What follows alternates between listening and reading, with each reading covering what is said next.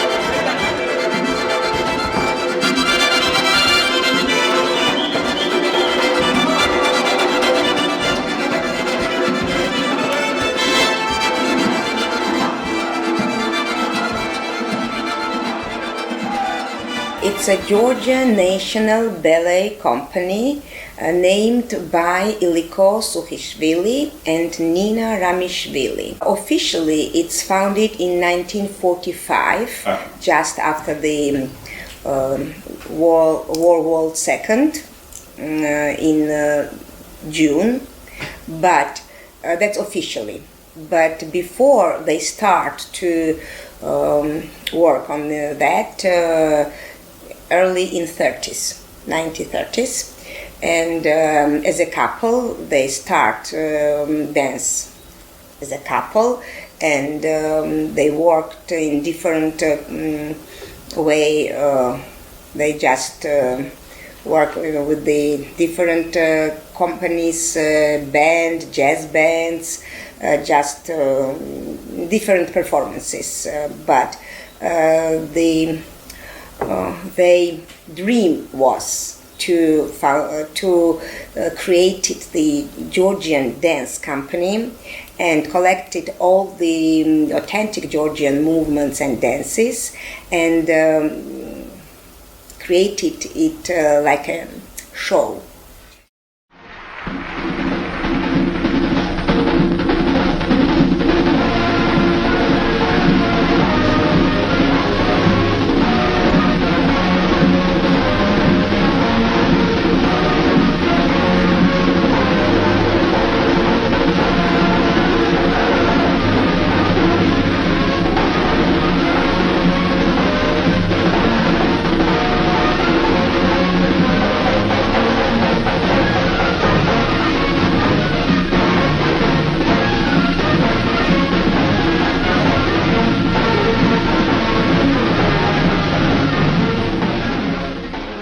How did they collect the dances? Did they go to the different communities?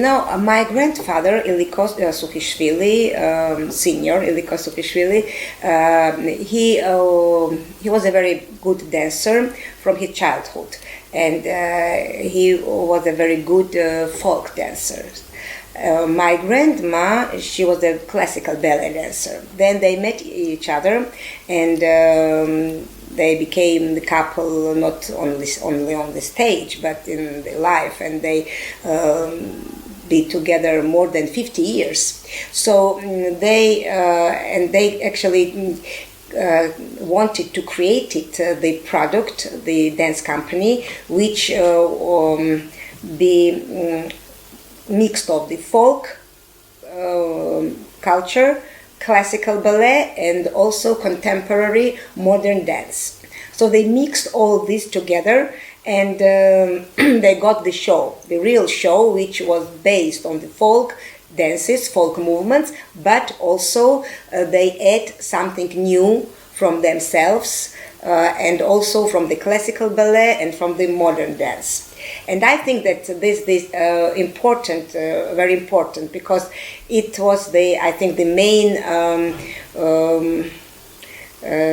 main clue of the success of the company. From the beginning, they tried to collect from the different regions of Georgia different movements, because Georgia is a small country, but it's a different and very various style of dancing, different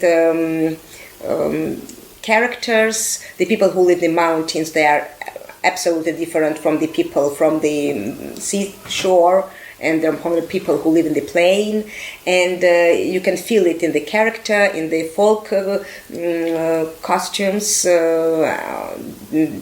the folk dresses, and the kitchen also different of these different regions, and that makes that all these dances, it's so different from each other that when they collect all these pieces, about 20 or maybe more pieces in the whole one program, it was not boring at all. It was very different, colorful, and so they start to create the dance from the one or two movements, and then as the choreographers, they created the very interesting pieces. Nowadays, whole Georgia dance, it's very popular in Georgia.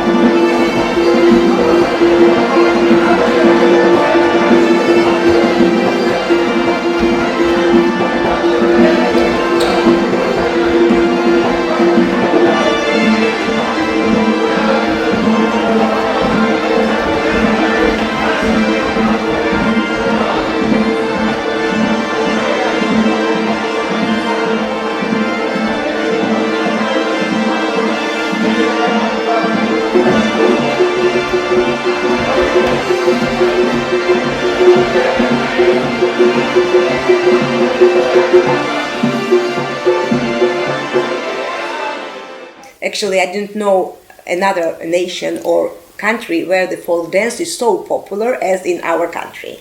And I think that it's wholly due of Iliko and Nino Sukhishvili, who created more than 70 years ago this company, and it became so popular in Georgia that our family name Sukhishvili, it's like a synonym of dance. Mm-hmm. And all these dance groups, kids dance companies or professionals dance companies, they all start to dance in the same style as Sukhishvili dance company. A lot of different dance companies from whole Georgia, and they try to do the same. And actually what did Iliko and Nino on the beginning of the 20th century, they actually make Georgian folk dance alive.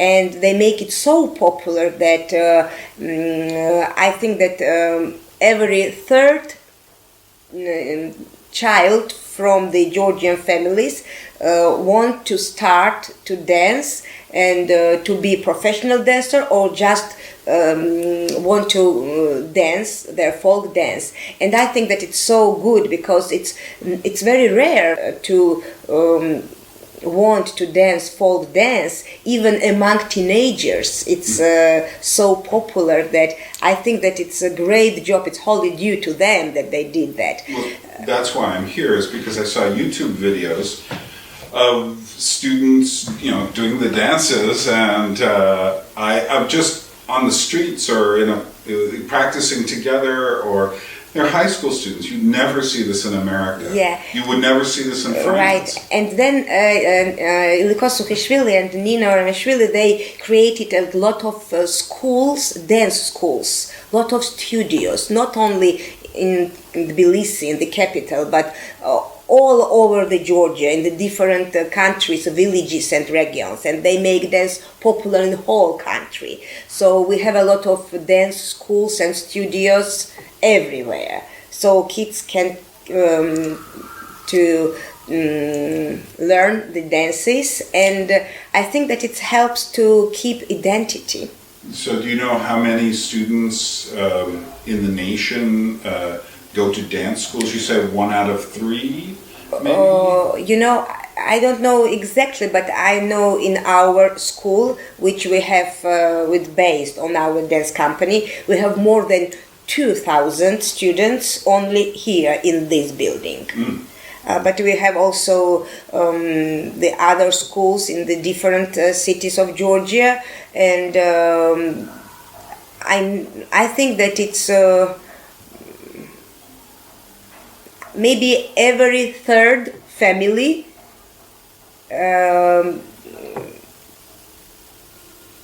try to learn, every third family, or maybe every third or fourth kid in Georgia go to dance. And there are probably other dance schools? Yes, it's a lot of dance schools, a lot of former dancers created from our companies or from the others. They just created dance, then they finish dance. Dancer life is not long, so then they stop to dance. They just open their own schools, and they try to teach dance to the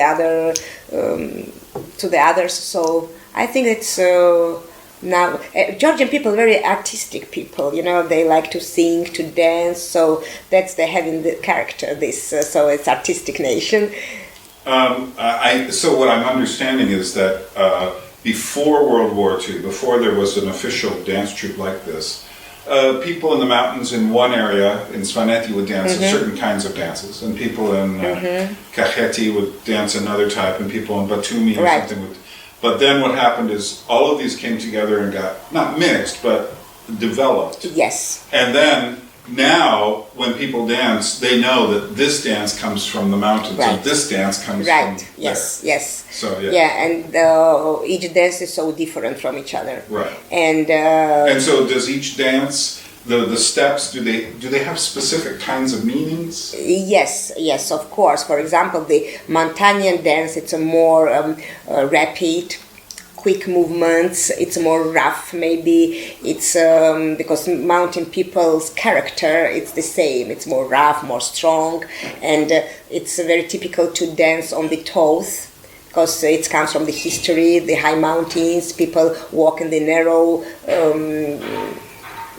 paths, yes, for hunting, for example, or the people from the plain, they are more open mind, they are more like to dance with the joy, and the more the movements are more plastic. It's not so strong as in mountain. Also, it's we have the urban dances. It's very interesting, because it's a urban dances. It's typical for the city. It's a craftsman dance, for example, or it's a servant's dance, or a nobleman dance, which come from the 18th or 7th century. It's like at the King Palace, how they dance there. It's a more aristocratic movements, and the people from the village, they are more simple movements and they dance different style. So all this, all the Georgian folk dance reflected the history and way of thinking, character of the people, habits, customs, and all this reflected in the dances. So the people who know nothing about Georgia, when they see the performance of the Georgian dance company, they can imagine what kind of people we are, what kind of history we have, how ancient people we are. And I think that it's very important. We travel a lot around the world. Our company visited more than 100 countries, and some of them 20 or 30 times, and all 5 continents, everywhere. And everywhere we represent our country, and we try to show the rest of the world what country is a Georgia, what kind of people we are. Because we are a small country and a lot of people know nothing about Georgia and where is Georgia. They even never heard about it. But after our performance, they can see it. And I think I'm very proud that I'm the 3rd generation of the Sukhishvili family who continue this. I can say that it's not like a business and job for me. Tradition. It's tradition. It's my life. It's a lifestyle, actually. And my brother and I, we are 3rd generation, and we continue that. And I'm proud that I have the opportunity and responsibility to represent my country, because the dance language is understandable for everyone, and we can just tell the story about my country, tell the story about history. It's like a fairy tale about Georgia.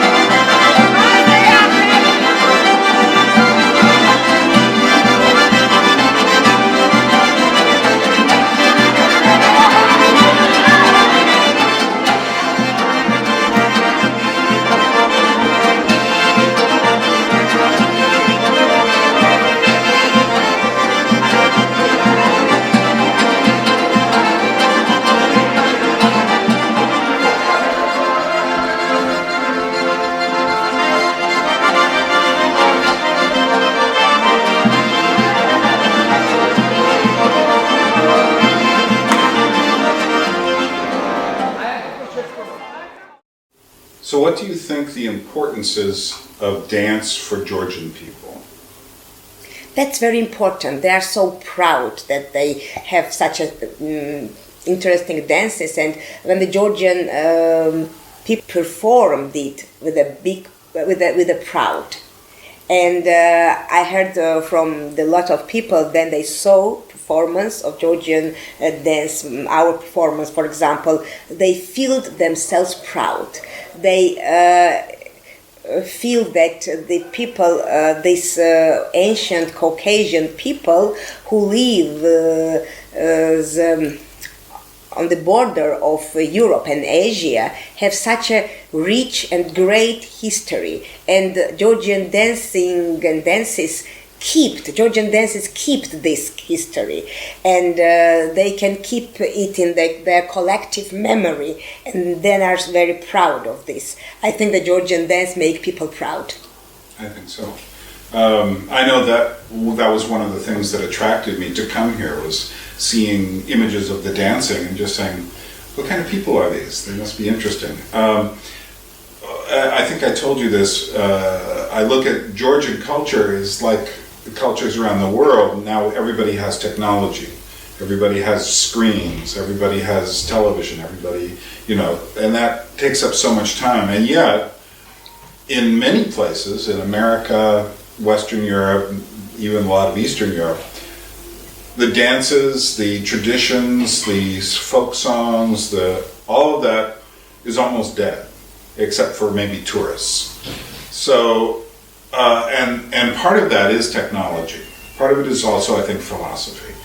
But I think what fascinates me is to come to a place where it's alive much more. These things are coming and they're here and they will have an effect.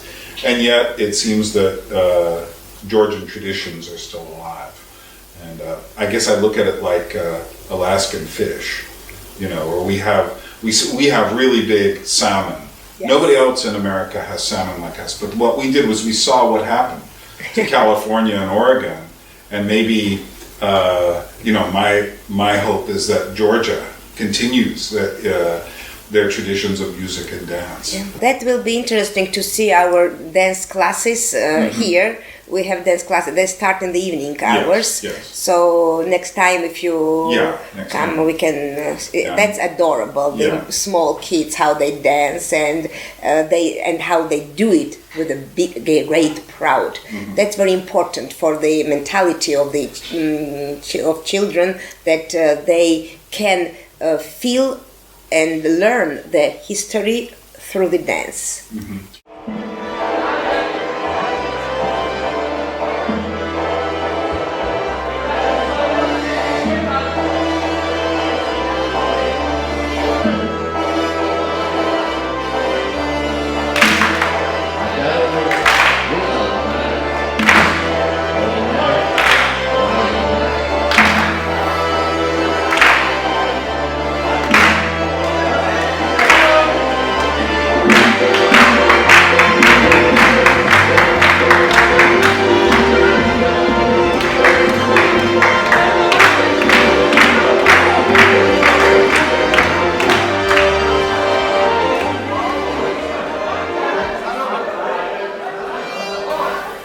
And very masculine, Georgian dances, it's very masculine. Yeah. That's... I was noticing out there, the men were just yes. and I was like, wow, Well, what's interesting is some of the dances where they land on, it looks like they're landing on their knees, but I realized watching them, they have a pad. Yes, but when they land, it's the back, it's right here, it's taking everything.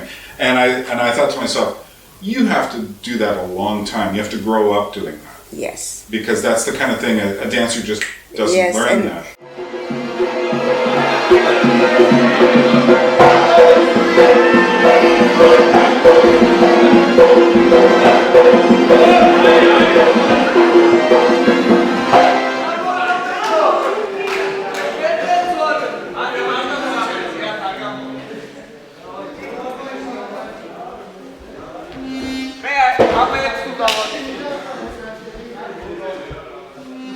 That's very typical for the Georgian dance, to dance on the toes and to jumping and wheeling on the knees. And the female dance, it's a more graceful, tender. They walk with the small steps like a glee sing. Like a swan on the lake. Yes, especially with the dress. You can't see the long dress, and you can see it's. You have imagined they just rolling. So. Do the girls ever want to jump on their toes? No, the boys? No, girls not. But sometimes the Montanian people, even female dance from mountains, they are more strong and rough movements. They just, because that's character of the people. Right. Mountain women are different, has a different character, you know. And the women from the from the plain, from the seashore, they different characters. So dance is also different, more soft movements. Because actually the history of Georgian dance, really history of Georgian dance, what we have now, it starts from the Nino Ramishvili, Iliko Sukhishvili. So all this you can find here. So all this, because a lot of dance, it's created by them. And the last 20 years, the new Georgian folk dance created by Iliko Sukhishvili Jr., my brother. So all the dance start from here, and then it's actually because the really authentic dance, it's just movements. You can find in the villages how people dance, but it was last century you can find in. Now if you start to travel and find the different movements of folk dance in the different villages and regions of Georgia, they just show you the same what we have now. The Georgian dance, it's like very quick evolution. It has very quick evolution. The actually the second part of 20th century and still now. And that's make the Georgian dance more interesting. And then it was created for the stage. It's now more theatrical, more like a show, because we created the dances for the most well-known venues all over the world. So we have to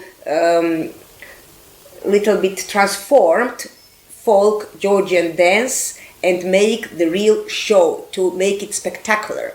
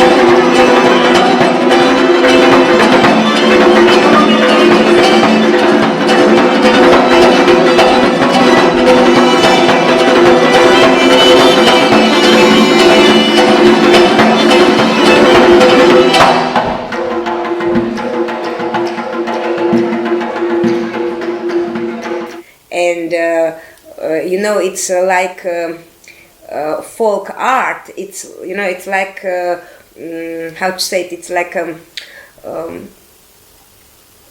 it seems like it's like folk jam with the classical facets. Yes, you know, yes. All the jam need to how to say it, to the classical jam. For example, diamond. You have to jam. Yes. Jam. You have to, how to say it. Polish it. Polish it. Yes. So cut and polish to make it more valuable, right? The same is a folk art. You have to transform, polish, and make it more valuable and spectacular. Mm-hmm. I think it's very important. It's the very right way to keep Georgian dance popular, because, you know, 2 centuries ago, it wasn't popular as now. So I think it was the right way to make it popular still nowadays, still among the teenagers, and to make the people be proud of the dancing and to dance the Georgian dance and to have such a actually great tradition of Georgian dance. You have to make evolution of dance, because if you stop, the interest will stop.